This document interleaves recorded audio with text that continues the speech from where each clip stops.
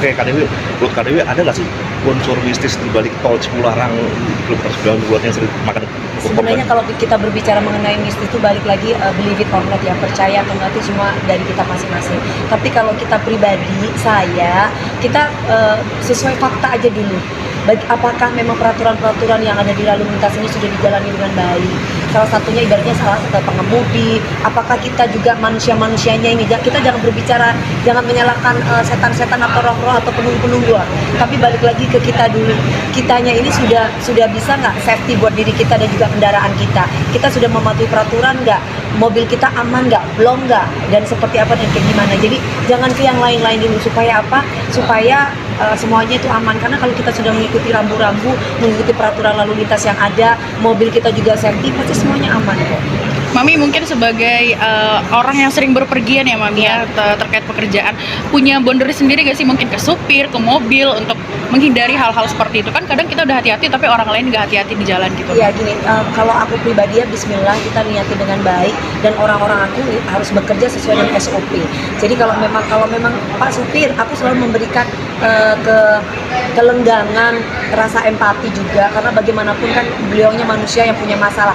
Sometimes namanya supir kadang-kala mungkin capek, aku bilang terbuka aja ya Pak, kalau capek lebih baik kita istirahat dulu. Karena ngikutin waktu dan yang lain-lain, akhirnya mau nggak mau dia terobos semuanya, dia nggak mau tahu, akhirnya pas salah kena satu tabrak satunya beruntung bang. Karena apa itu tadi, remnya yang blong, dalam keadaan ngantuk, dia tidak bisa mawas diri, dia tidak bisa mengendalikan diri, akhirnya ditabraklah. Itu apa sih?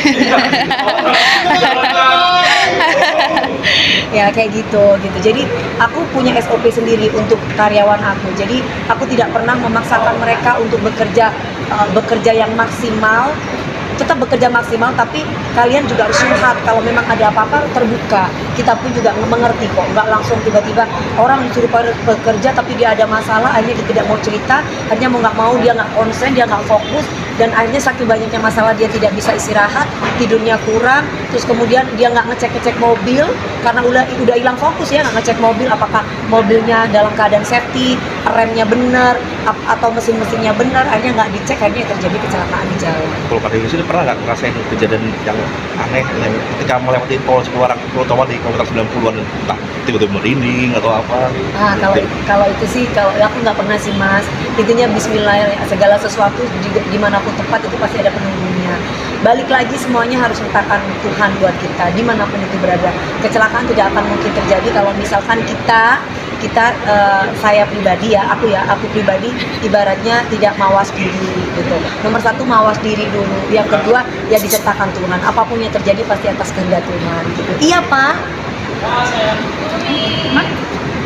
Oke, makasih Mami. Makasih ya, Kak. Makasih banyak Mami.